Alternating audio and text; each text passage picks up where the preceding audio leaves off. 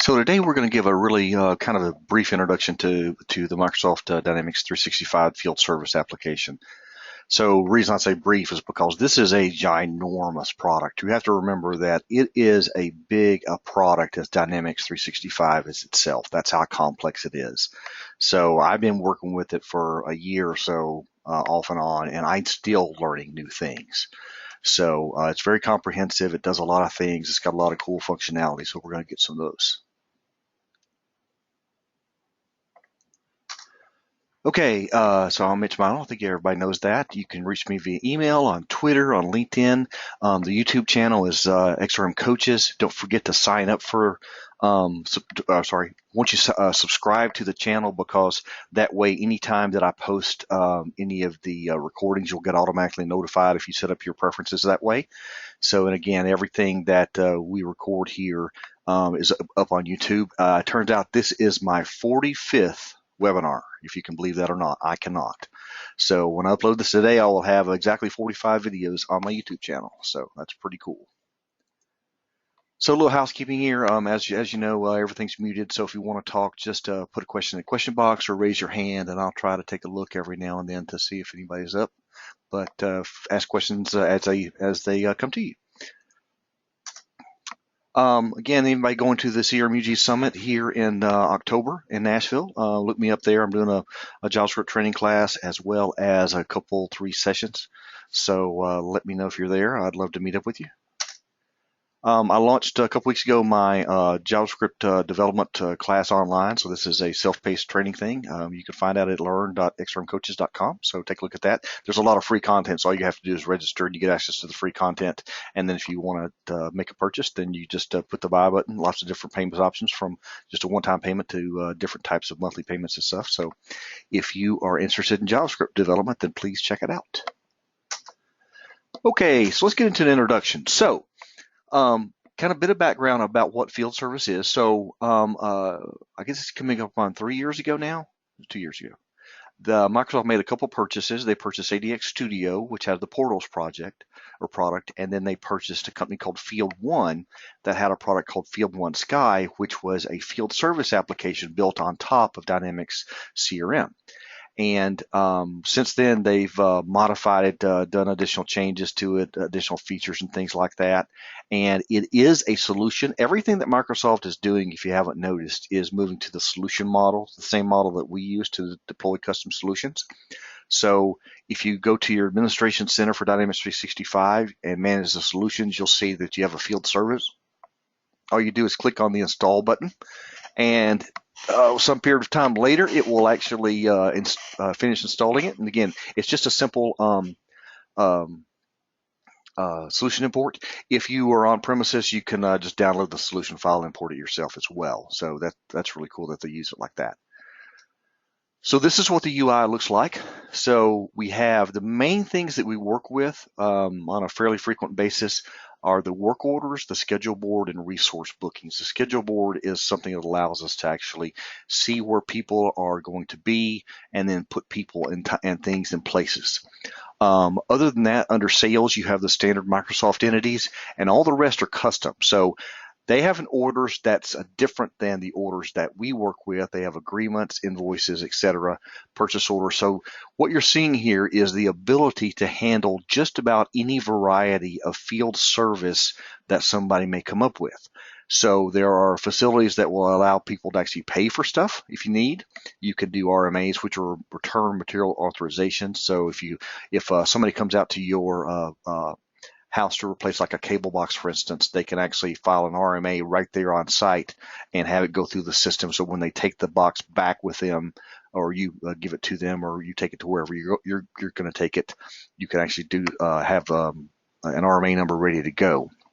So all this stuff is built in so that we can actually have a mobile user has 100% access to this data and just gives them everything they need at their fingertips, because again, field service is about the field. So you can do things online on the computer, but you also have the ability to work in an offline mode should you need. And when we get into the demo part, I'll talk about that with the mobile app itself.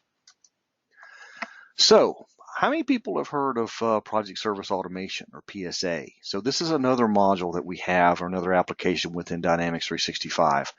Project Service Automation and Field Service actually share some of the same entities.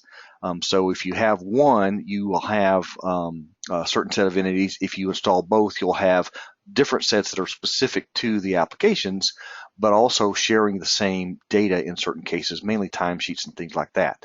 So they actually work very well together, so that you have both project scheduling and field service all tied together. So it's a really cool way to do things. If you want to play around with field service, either on a trial that you've spun up on CRM Online or in your own environment, there is a field service demo data set. And what this is a package that was created with the solution deployment tool. And what it will do is actually import sample data into the system. Because like I said, it's a very, very comprehensive setup. And what happens is, you trying to create data in all the places that needs to be created to kind of get a really good feel for how things work is going to be kind of high impact to your time. So what they've done is they've given us some demo data that we can just import and then get the kind of a preview for how things should actually work. And this is actually pretty cool. So this is the link. I'll also have this on the web page for this later on, so you can want to write it down if you want to. And what you can also do is just do a search for Dynamics 365 Field Service Demo Data, and that link will come up. Or just go out to Microsoft.com/downloads and search for Field Service Demo Data. So here's some marketing stuff in here. I'm going to put this in here because it's just the best way to describe stuff.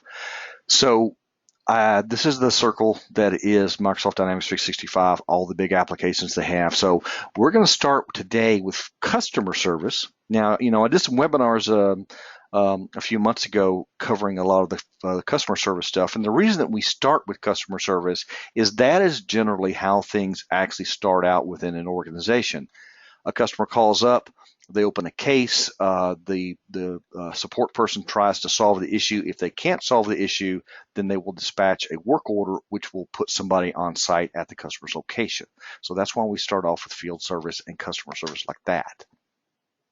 And then this is all the goodness that is the rest of the Dynamics platform, or the Microsoft Cloud platform. So talking about customer service a little bit, the idea here is we have a directional channel from the customer to the customer service agent that is bidirectional. So omni-channel means it can come in through any method that we can think of, quite honestly, anything from Twitter to a phone call to an email to a text or whatever. We have customer service, self-service, and employee self-service. Remember, customer service is not only for customers, it can also be internal customers. So I'm not sure you guys have actually spun this up or not, but a lot of people can actually benefit greatly from having their own customer service department use Dynamics 365 to handle internal tickets. So you can actually specify, is this an internal ticket or an external ticket? Your knowledge base, we'll get to in a minute, can be the same way.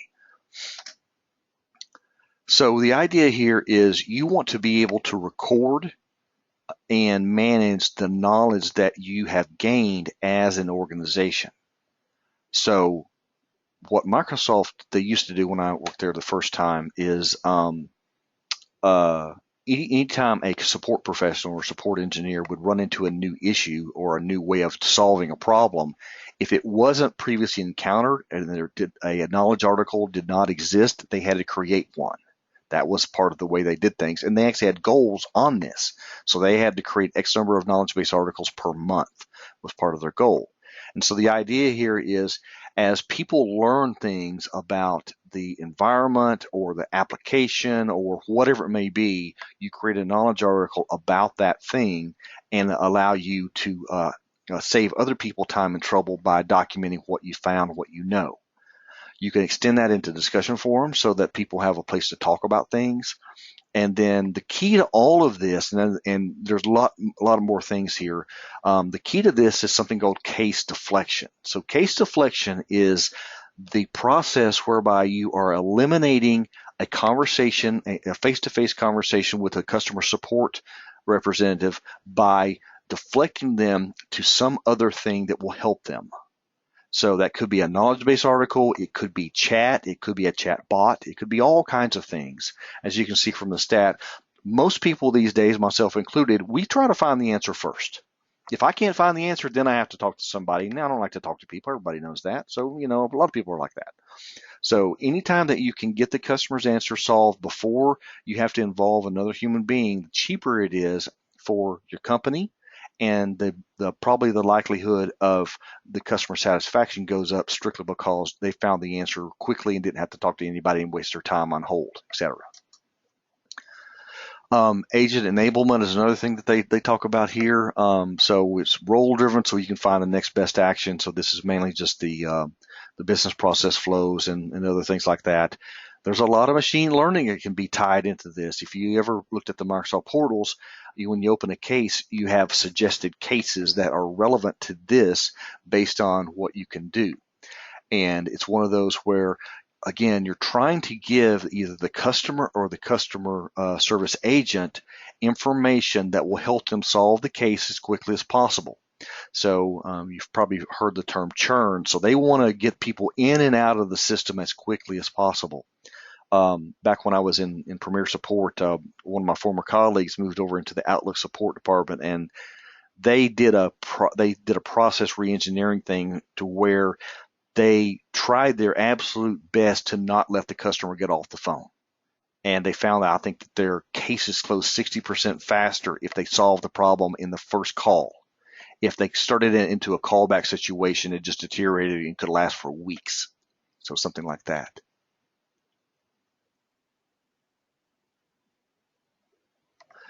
So another thing is collaboration. So again, avoid escalations by not harnessing the knowledge of other people, either by just moving them through the system through the queues, or by looking up the stuff in machine learning, either knowledge base articles or other cases that have solved things. So service intelligence, everybody loves a dashboard because they like to see how things go, and Dynamics 365 is no different. So we have interactive dashboards. If you go into the interactive service hub, you have all kinds of fancy dashboards that let you dynamically change criteria to see exactly what the situation is. We have customer insights that allows us to get into customer satisfaction. We can do trends and forecasting with some of those same tools, and all this information can be pushed out into Power BI, of course, if you need more data about how things are working. So again, all this intelligence is built into the platform. All you have to do is just create the vision of what you need to see or what your management needs to see to solve the problem. So just don't ever forget that. So going into the field service thing, one of their kind of phrases here the marketing folks came up with is mastering the service call. So again, you have operations, which are the people who actually do the kind of behind the scenes work. This could be the dispatcher or scheduling. You have the actual field techs, and then finally you have the customer. And again, this is a bi-directional communication between one group of people and the other group of people so that we don't lose touch with each other while we're trying to do stuff. So one of the things that the scheduling engine tries to do, and again, you are totally in control of this based on rules that you set up to run your business, is you're trying to balance the workload of resources, time, and distance. So the idea here is you want your field techs to be working all the time. If they're not working, they're not making money. So that means you want them to travel as short distances as possible, and then you want them working on things that they need to work on. So one of the cool things about the field service is you can actually define criteria or characteristics for people that allow you to put the best technician in the best place to solve the problem. Because again, if you send somebody on site and they don't know the product or they don't know the situation, then somebody else has to come on. Now you've doubled or more your cost per visit, and there's a stat here in the green box there. So, and the last thing, again, as I mentioned, optimizing the schedule so that driving time is kept to a minimum is a big deal. So with the mobile device that I mentioned at the very beginning, if you have the mobile app, the way it works is When the technician starts their day, they open up the mobile app and it sees a list of their things they're supposed to do that day. They go to the very first one. When they complete that, they look at their list again, and it will either be the same as they started off with, or based on other criteria, other things that have popped up, other work orders that could be higher priority, it will actually push them into a different location, strictly because it's more important that they be at location C rather than location B at that point in time. And again, this is part of the system. So they have the ability to get to their appointments on time. There is case history and other information that is available to the technician so they can see what has happened at that location if they're unfamiliar with it. And then finally, you can have the work order completed by having a customer sign off. You can take pictures. You can get the customer to physically sign it. And like I said, you can even collect a payment if you have that built into your system. So the last thing here is something that's really kind of neat, and I kind of actually like to play with, is what we call connected field service. Does everybody know what an IoT device is? Yes, no? Let me show of hands. Paul knows. Paul and Brian. Okay. IoT stands for Internet of Things. And it can be as complicated as that thing the guy's standing next to, which is a robot, or it could be as simple as something in your car or your tractor or anything else sending a signal to a place on the internet that records a situation. So the idea here is we want to find out a problem before it exists. Back in the 80s, I was working at this place in locally here, and they bought an IBM mainframe, and the name was Rudy. And it was just fascinating. The way that all the IBM mainframes worked is they all spoke back or communicated back to a centralized control organization in New York State. Where IBM was based. And so what would happen is it would find a problem or a precursor to a problem, and it would actually phone home, quote unquote, and let them know. And so in many cases, the first idea that there was a problem was when the operators got a call from IBM support saying, we'll have somebody on site at 8 in the morning. They're like, for what? Oh, Rudy has a problem. We'll fix it. It's not a big deal. And they're like, what are you talking about? I'm standing right next to him. He's not doing anything. There's no red lights. It's like, oh, I know. We'll fix it anyway. So carry that forward 30 years, and you can have that on your phone, okay, or any other kind of device. So the idea here is we like to gather data. We can do predictive maintenance. We can schedule work order creation automatically. We can schedule people to go on site automatically and things like that. So the possibilities are truly endless. I know if you look, you'll see a lot of different things, everything from oil field machinery to like the robot you see in front of you. Lanier says fridges and microwaves. That's true. All kinds of things now have IoT built into them. And the idea here is it communicates to something on the internet. For our purposes, we use the Azure Event Hub. So it communicates to that. Then that's turned over to the way the pipeline works to Azure Streaming Analytics. Streaming Analytics allows you to real-time see data coming into the system. We can set alerts that will do things. In our case, create a call to an Azure Logic app. The Logic app creates an item inside CRM, in other words, a work order, and then we have just standard dynamic CRM workflows that will take over and say, okay, if it's this kind of thing, let's go ahead and send somebody on site automatically, and then tell the customer that.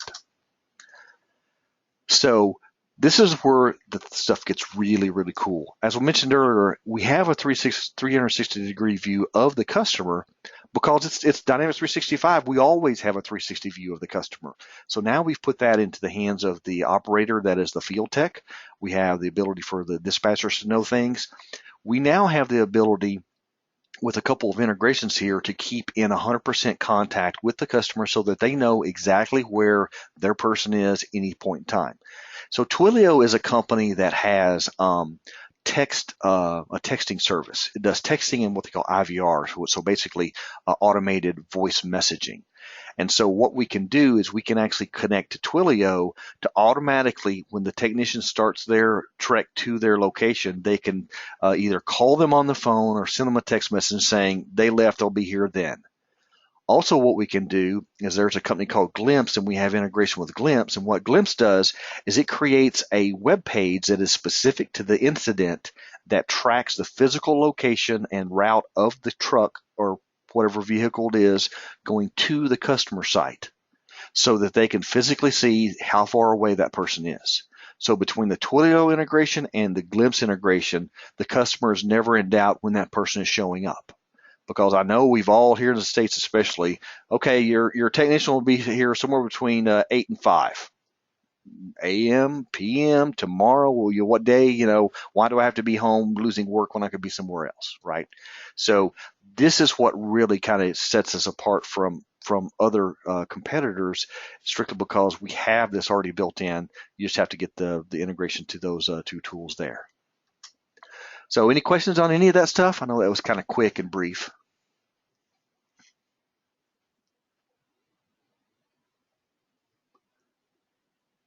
Nothing?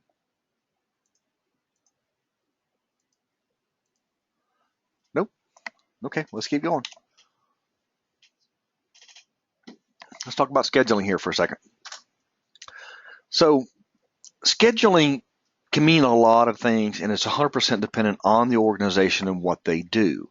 So one of the things that we look at a lot of times is maintenance agreement. So we have a customer that has a maintenance agreement with a company to do, say they look at their elevators. Elevators is a big one for IoT. So they come out once a month, verify all the elevating parts are working correctly, and that's what they do. So do it a monthly, quarter, annually. The other thing is break fix. Now our elevator is acting kind of funny, or it's stopping not on a complete floor, or whatever it might be, or my air conditioner has started to not air condition, things like that. So these things actually are break fix. So on demand is what they call it. And then finally, like we just got discussing, the IoT trigger.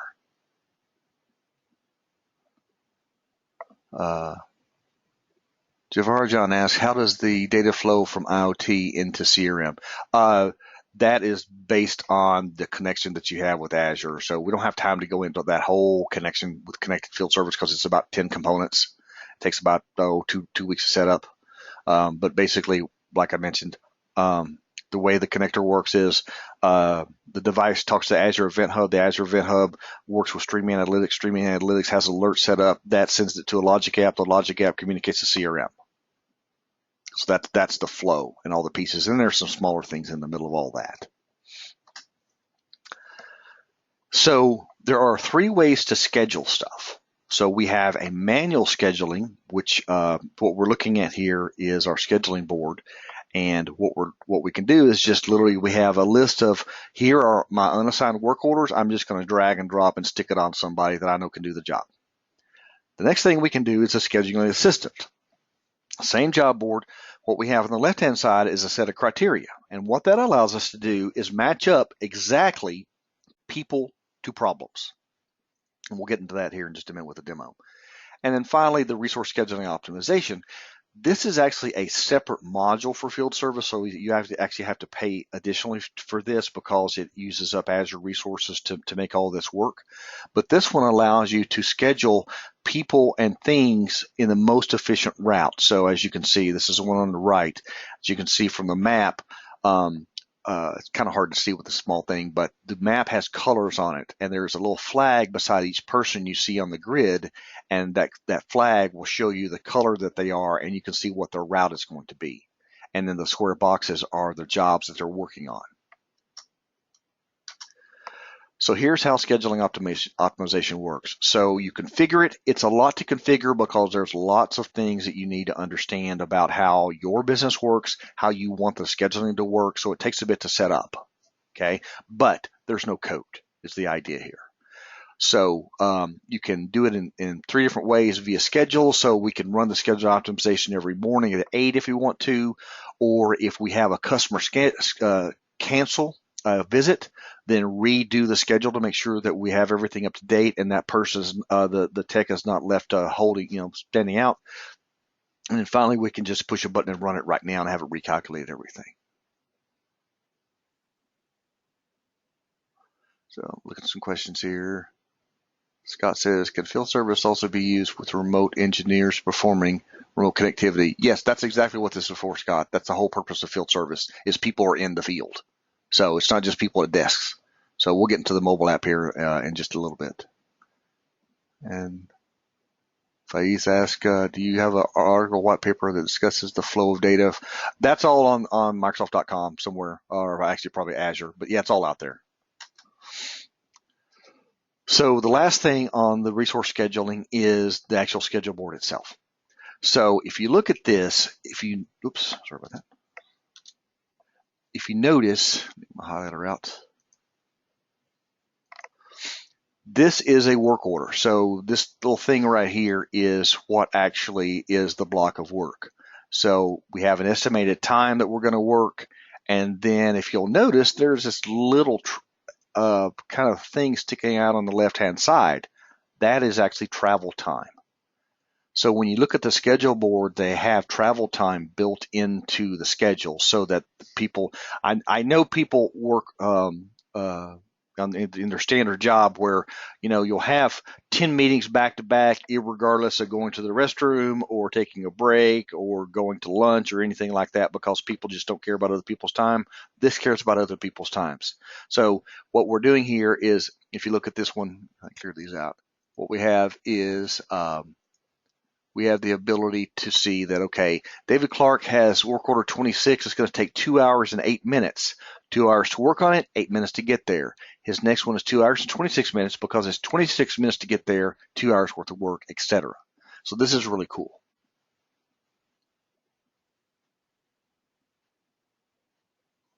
So,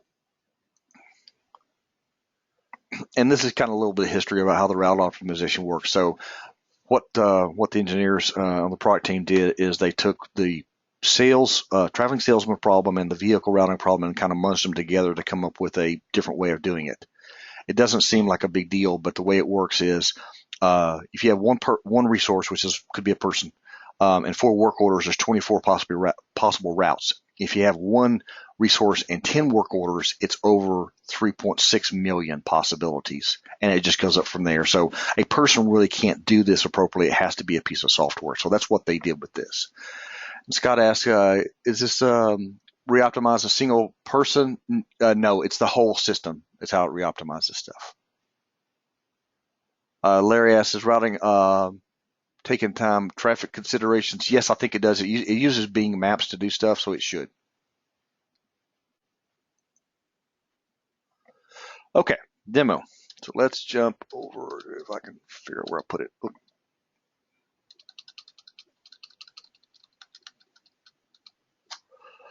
Okay, so again, what we do here is we start off with a case. So I've got a case that came in. Let me turn off this thing here.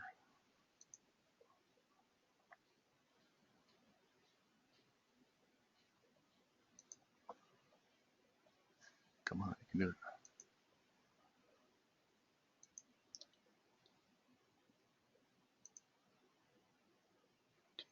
Oh, on. Okay. So here we have a case that we opened up with Contoso Pharmaceuticals for a storage tank clean out. So basically, customer calls up and says, okay, we've got that new project coming up. We've got to change what's stored in this. So what I need to do is actually move this up a couple days. So we create a case. Typical stuff. It's got, other cases to it, details on the customer, etc. And down at the bottom, we have a section on field service. Now, the important thing about when we start working with field service is you have an incident type. This is really important because this will put into effect all the other things that goes with the field service work order. So I have this here, and then what I'm going to do is I'm going to actually create a work order. So I'm going to convert to a work order. It's going to give me a warning saying, you've already done this. And yes, I know I've already done this. So it's going to create another work order, which is just another CRM record.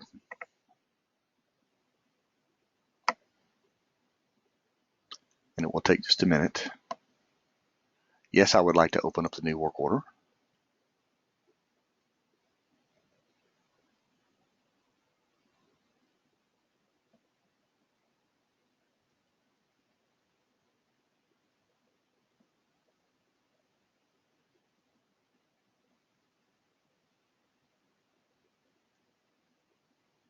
Okay, so again, standard CRM record. So we have our incident over here pointing back. Bookings, this is any people that are going to be on site. We haven't booked anything because, well, we just got here. So we can do things. We have incident type. We have the system status, which is open unscheduled. Standard activities and notes in the middle. We can specify a window start and end time, or time start and end time. So basically, if we need to schedule this for a specific day and time, we can do so. And then the work order type is pretty important as well. This specifies the type of thing that we're going to do.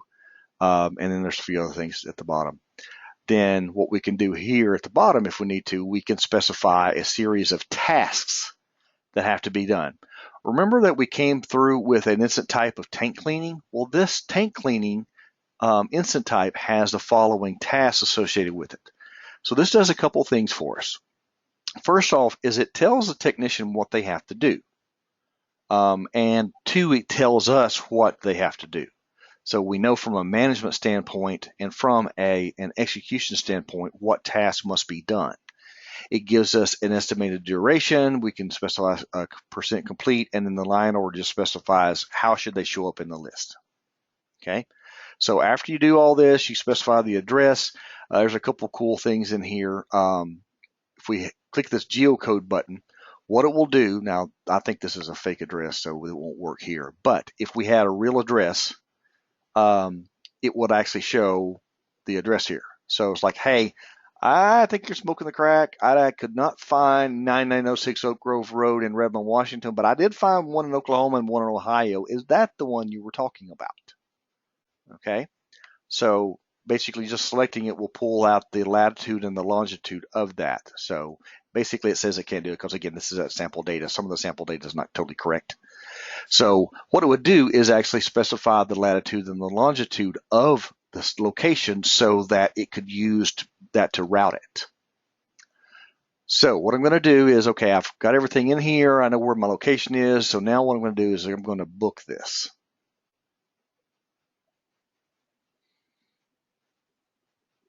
I think I'm going to book it. Book.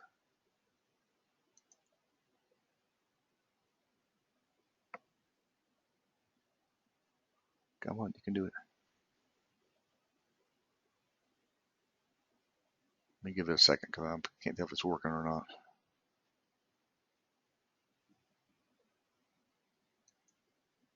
There we go. Now I've probably clicked that about 6 times, so I'm probably going to have 6 different windows pop up.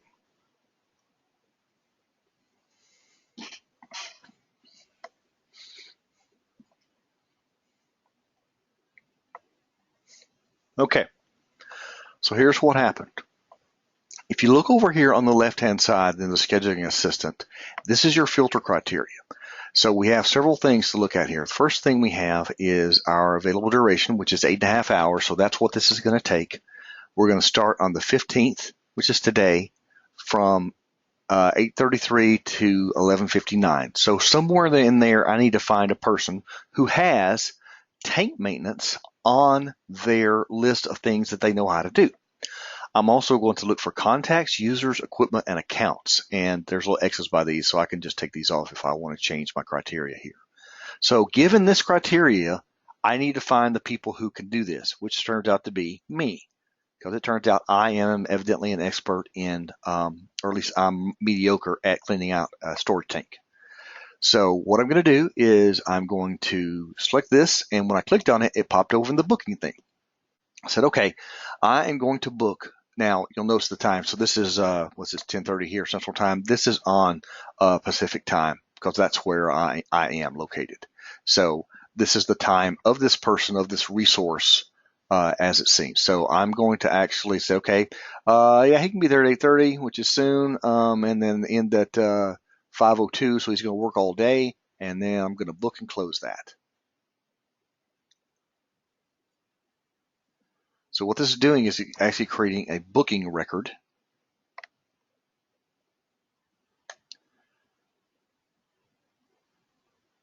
So now that threw me back to my work order, and now what I'm going to do is I am going to go look at my schedule board.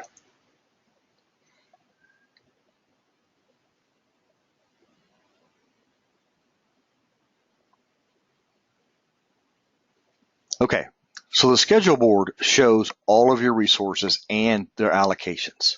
So anytime there's a block here, this is a work order that exists.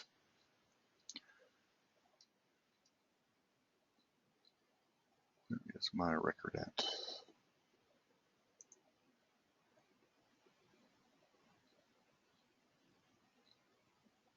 Oh, there I am. So I've got one right there. It's kind of hard to see because of where it is. So this is a schedule board. So it shows everyone's time.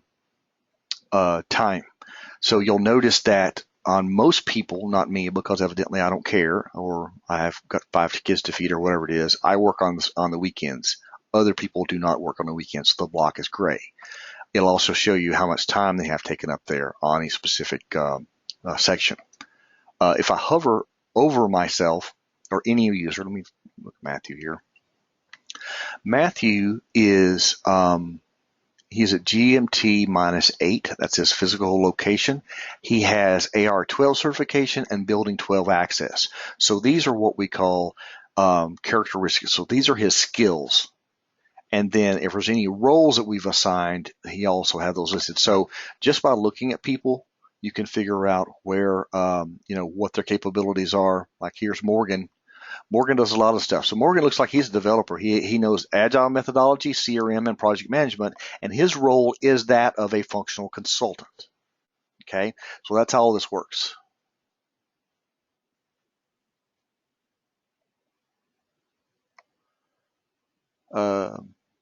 Phase ask, when you book a resource, there's a field for travel time. I asked if it's manually entered or calculated. I think it's calculated at this point because it's going to be from where they are to where they need to be. So, like I said, it uses Bing Maps, and I think it takes the travel time into effect. Scott asks, can you schedule resources based on roles only, not skills? I think you can. Pretty much what you're doing over here is you're just adding or removing things. So right now, I don't have anybody scheduled. I'm just, if I was looking for something, I'm not filtering on anything specific. So yes, whatever you filter on. Or if you want to, like here's a work order right here, I can just drag that up there and put it on Tuesday. And then there we go. Now Norbert has work to do on Tuesday. That's all it takes. So you can, there's 3 ways to do it. You assign it manually, you assign it using the scheduling assistant, which is the stuff on the left-hand side, or schedule it using the resource optimization where it takes into account the business rules you set up. However you want to schedule it, you can do that. So any of the 3 works. So if you have somebody that's specific to an area that does really good work or has certain skill sets or whatever, you can manually assign it to them. In addition, each company has a preferred resource. So anytime you create a work order, it will automatically select that person or show that person as the person that should work on it because that's who the customer likes to work with. What if you need multiple resources? That's built into the actual job itself. So that works too. So anyway, so this is a job board. And like I said, you can basically move things around. You can see where everybody's working. I'm going to go back up to the top where all my data is. And then see, pretty much everything about your job. Okay, so let me flip over to the mobile app. So this is a mobile app. I didn't want to try to actually show you the one on my phone because every time I try that, it ends up not working. So, this is a hard enough demo as it is. So this is the Windows app. So when you go to find the app, that work? The one you are looking for is the one with the little truck on it. Okay, there are a couple different ones out there. So basically, the one with the truck is the most current. So it says Field Service Dynamics 365. Anything else is probably for an earlier version, and it may or may not work correctly. Javir John asks, can we customize the job board? No, not at this point in time. Oh, come on. I have got an issue here. I think I caused myself by logging in from my from my mobile device. Okay, so this is the Resco application. So if you don't know who Resco is, they are an ISV for Microsoft. They provide a mobile client for field service, or actually just mobile client period. And what the Field 1 team did is they actually used this to provide the field service thing, and Microsoft has extended that arrangement with Resco to provide this as well.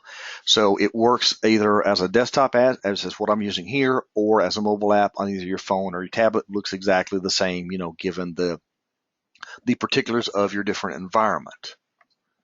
So here's my dashboard. Here is my agenda. So I can see that I have one work order scheduled. Remember, I just did that with that other thing. And when I click on it, it will show me the specifics of the work order. Tell me where it is, what kind of tasks are required to actually perform the work order, any related products, services, payments. We can do a signature here when the customer gets done with it. This is all done through the mobile app. Okay, so the idea here is what we're doing is, discouraging this. What the service tech would do, the field tech, is they open up their mobile app, again, either on a tablet or on their phone, look at their agenda. It's like, okay, here's my agenda, or I could look at a day, week, or a month view. Here's where I'm going. So the first thing I'm doing, I've got to be here by 10:30. So this is local time to me. So I need to be there at 10:30. So I'm getting in the truck and go. Okay, and then when you get done with that, you can just complete the work order, complete it, save it, and then if I had other things to do, I can do that from there. If I am an administrator, so one of the things that you get to see as administrators, you'll see that I've got time off requests. This is for other people. A normal technician would not see this, so keep that in mind. The other thing is this works in offline mode, as I mentioned. So this little thing here, now it's online, and then I can actually hit the refresh button, or the sync button, sorry, and it will actually resync between what is there and what is not. So the idea here is we've got to be able to support people who are in the field, which could be anywhere. So like if you're working a big construction job and say you're performing maintenance on construction equipment, if you've never been around high-rise buildings, in most cases, depending on how they're oriented and how things are with the cell towers and stuff, lots of iron will actually make, or steel will make cell signals sporadic. So you just put it in offline mode, go and do your work, and then when you get back to a place where cell signals are back to normal, or Wi-Fi, whatever your situation is, then you basically just go back online and do a sync, and it will synchronize all the work that you did, and then give you new work. Okay, so that's the idea here. So again, we can look at the bookings we have. We don't have any data because, well, we just did our one work order, and then it's Friday, we're off for the day. Okay, so here is the work orders that are open for right now. Here's any products we have, customer assets. So customer assets are pretty interesting. So one of the things that we can track is things we work on. So if we have a thing like here's a security camera. So basically, it's for this account, which is Varn Van Ardstel Limited. And what this allows you to do is track things that you work on for a customer. And then one of the things that you do when the work order is created is you can actually specify the actual asset you're going to be working on, and therefore the tech knows where this asset is. So they're not making a guess about, okay, we've got 40 security cameras in this building. Which one am I working on? Well, you're working on F95. Oh, F95 is in the northeast corner of the building on the outside. Okay, now I know where to go. So again, the idea here with all of these things is, here's what I have the ability to do that allows me to get to where I need to be, or get the person to the location I need to be with the equipment that they need, for one, because resources can be either equipment or people. And the last thing is, we have products that we can list. So if I jump back over to the work order itself, scroll up.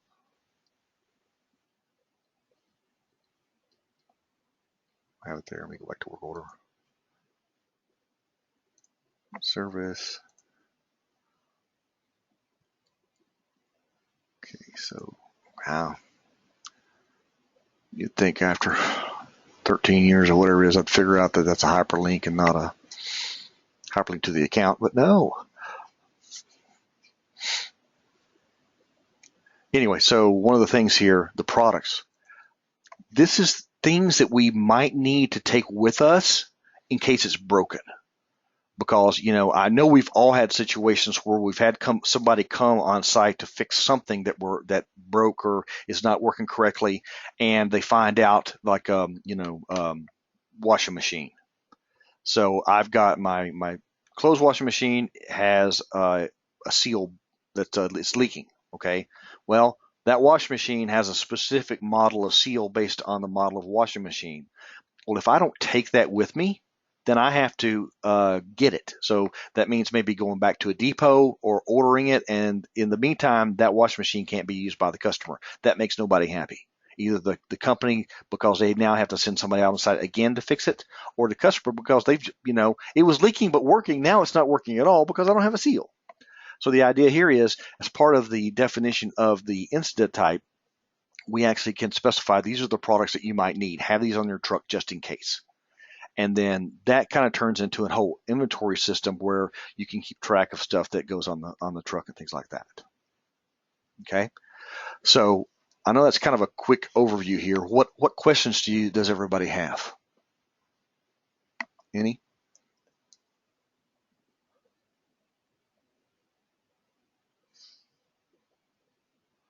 George, and ask if you customized it for D365 or use the Woodford framework. This is the Woodford framework. So they don't yet have the mobile framework totally integrated with the Mocha app. That is supposed to be coming, I think, in the next release, what they're calling July. So yeah, so that's not totally done.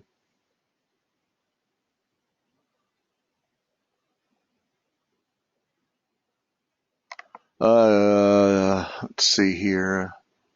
So if I don't ask about group bookings, I'm gonna have to get back to you on that. But basically, what I think you do is when you define your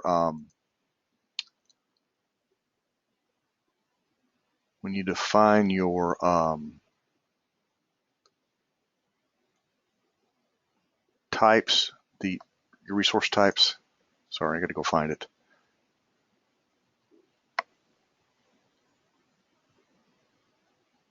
That's not it. Basically, when you define this in type, you define the types of resources you need. Okay. Mark asked, from the case screen, how do you see what work orders have been generated? That's what I was looking at earlier. I thought it was at the bottom here, but let me go back to my case.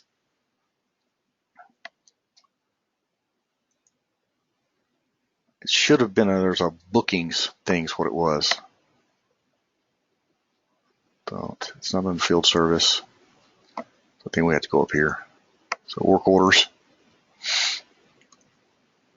Yeah, there we go. So basically just go to the top nav and go to work orders, and it shows you all of the things and what their status is. So here's, we just completed this one. Then we have some that are open scheduled, and then we have 2 that are open unscheduled. So that's how that works.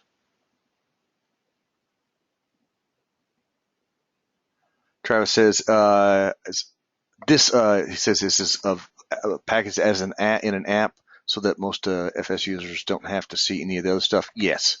Yeah. So basically, the way that Microsoft is moving everything is an app. So why this one looks so strange is because I have project service and field service. So if I went over here and I said I just want to see field service, if you guys didn't know this is how you make your app into, your CRM into different things. This is what field service looks like by itself.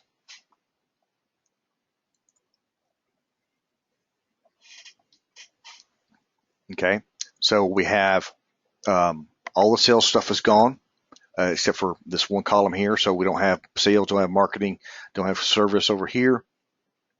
And then here's resource scheduling, settings and training just as normal.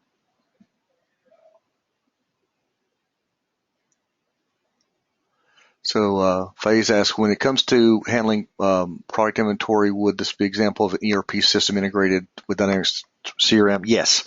So the way that I understand that inventory is handled when you have a truck is each truck is its own warehouse, is I think how they handle it.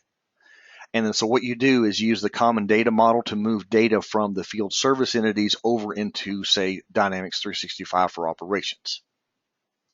But that's how they typically do it, my understanding. I've never personally done it because I just haven't implemented it, quite honestly. I'm just, kind of, showing people how to do it. Travis asks, can you specify follow-up training on building an app?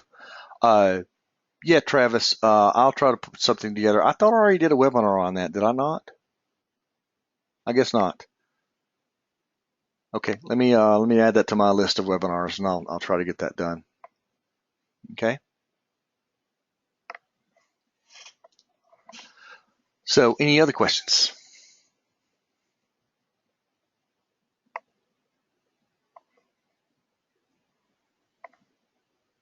No? Okay. Well, that's about it for today. So, Denny, yes, all of my webinars are recorded and all are on my YouTube channel. So just go out to youtube.com/XRMcoaches. Every single one has been put up there. And there's also web pages on my website that are one per. And if you go to xrmcoaches.com/webinars, is where the other webinars are listed. So everything is up there in at least 2 places. So that is it.